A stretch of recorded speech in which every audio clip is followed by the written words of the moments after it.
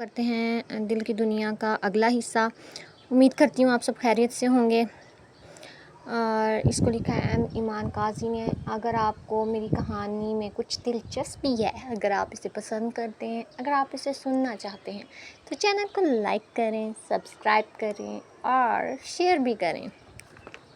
تو کہانی اب کچھ یوں شروع ہوتی ہے کہ شامین نے تعصب سے بہن کی طرف دیکھا۔ اپنی ماں جہی کو بھی جانتی ہیں آپ، اپنے باپ کی تربیت کو بھی، اور اپنے گھر والوں کی ذہنیت سے آگاہ ہونے کے بعد بھی آپ کو سچ جھوٹ کا پتہ نہیں چل رہا، تو میں آپ کی ذہنیت اور اپنی قسمت پر افسوس کر سکتی ہوں۔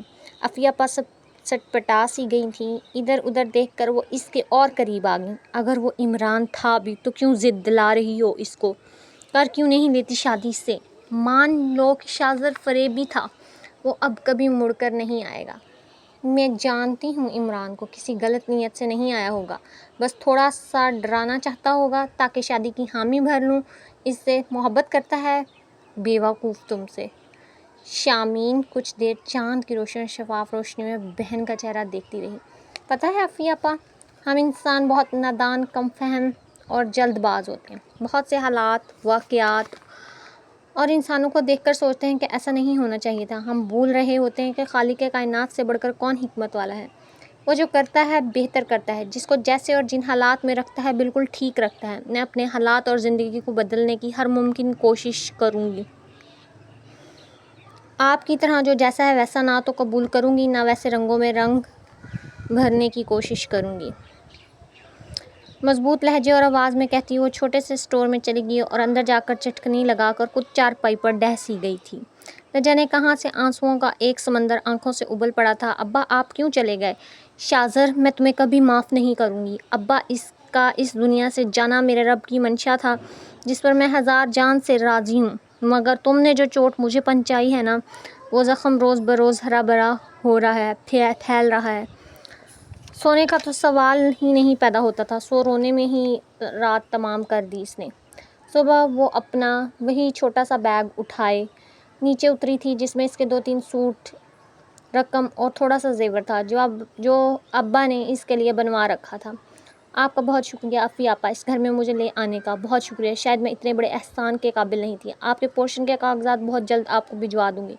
جس ہاسٹل میں قیام ہوگا میرا، اس کا پتہ بھی بھجوا دوں گی آپ کو۔ ارے شامین پاگل ہوئی کیا، جو اتنی چھوٹی سی بات پر گھر چھوڑ کر جا رہی ہو؟ بت بنی عفیہ آپا روٹی توے پر چھوڑ کر اس کے پاس آئی تھی۔ عزت سے بڑھ کر کچھ بھی نہیں ہے میرے لیے، اور میں نے پڑھا ہے کہ مومن ایک ہی سوراخ سے 2 بار نہیں ڈسا جاتا۔ یہ آپ کا گھر ہے، مالک اسے آپ کے لیے عافیت اور برکت والا بنائے۔ میرا یہاں رہنا اب ممکن نہیں رہا، مجھے اجازت دیں۔ اس نے پیروں کے پاس رکھا بیگ اٹھا کر کندھے پر ڈالا۔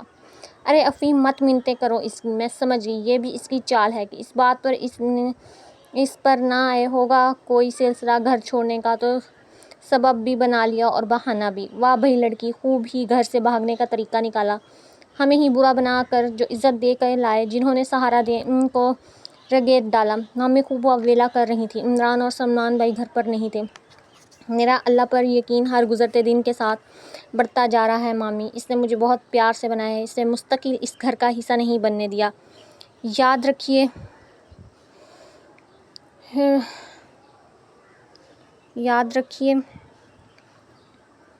کہ انسان زیادتی کر کے بھول جاتا ہے، جھوٹ بول کر بھی، بہتان لگا کر بھی۔ اللہ انہیں بھولتا، نہ ظالم کو نہ مظلوم کو۔ کہہ کر اس نے پلٹ کر نہیں دیکھا تھا کہ وہ پیچھے سے کیا کہہ رہی تھی۔ عفیہ آپا البتہ اس کے پیچھے پیچھے بیرونی دروازے تک آئی تھی، مگر وہ انسنی کر کے نکل گئی تھی۔ میں تمہیں ہمیشہ اپنی بہن سمجھتی رہی ہوں، اور یقین کرو بہت حد تک ہمیشہ سمجھتی رہوں گی۔ میری وہ بہن والی کمی پوری ہو گئی ہو، مگر تم شامین، وہ دکھ کے گہرے احساس سے گر کر بول رہی تھی۔ عفیہ آپا سے قطع تعلق کر لیا، ہاسٹل میں شفٹ ہو گئیں۔ ایک کال ہی کر دیتی شامین مجھے لگتا ہے کہ تم بھی میرے لیے ویسے احساسات و جذبات رکھتی جیسے میں تمہارے متعلق۔ 3 دن ہے تمہارا اتا پتا ڈھونڈتے شہر کے سب ہاسٹل چھان مارے، جانتی ہو سوچ کر میرا کتنا برا حال تھا۔ غصے سے کمرے میں چلتے چلتے وہ ایک بار پھر اس کے پاس آ کر رک گئی تھی. تمہاری فیلنگس کی بہت قدر ہے میرے دل میں زارا. تم نے واقعی ایک بہن سے بڑھ کر میرا ساتھ دیا ہے. لیکن زارا، میرے مسائل میرے ہیں، ان کو مجھے ہی حل کرنا ہے. تمہاری اپنی ایک لائف ہے، جلد ہی شادی بھی ہو جائے گی. میں کب تک تمہیں اپنی پریشانیوں میں گھسیٹ کر پریشان کرتی رہتی. شاباش ہے تم پر بہن، بہن بھی سمجھتی ہو اور ایسا بھی کہہ رہی ہو. یہ بتاؤ کہ یہاں کیوں آئی، گھر کیوں چھوڑا؟ غصہ اتر جانے کے بعد وہ شامین کے لیے پریشان تو تھی، مگر غصہ ختم ہو چکا تھا. شامین نے آہستہ آہستہ ساری صورتحال بتا دی اسے. اف میرے خدایا، گھٹیا پن میں اس حد تک بھی جا سکتے ہیں. اور قسم سے ہوتی نہ جب تک اس خبیث کو تھانے کی سیر نہ کرا دیتی سکون سے نہیں بیٹھنا تھا. اور وہ تمہاری افی اپا، مجھے تو آج تک وہ خاتون سمجھ میں نہیں آ سکی کہ ایسے لوگوں میں رہ کر آدھا تیتر آدھا بٹیر والا معاملہ ہے. ان کے ساتھ نہ پوری طرح تمہیں ڈیفینڈ کر پاتی ہیں، نہ پوری طرح سسرالی رنگ میں رنگ پاتی ہیں. تیسرے دن بمشکل اس کو چکمہ دے کر محترمہ کو ایک گڈ نیوز سنانے آئی تھی تو آگے اور ہی قصہ میرا منتظر تھا. Good news? شامین بری طرح سے چونکی. شادر کا پتہ چل گیا کیا؟ نہیں یار، اس گڈ نیوز کا تعلق تمہاری پروفیشنل لائف سے ہے. میرے کزن ہیں فیضان بھائی، ہائیلی ایجوکیٹڈ اینڈ کوالیفائڈ.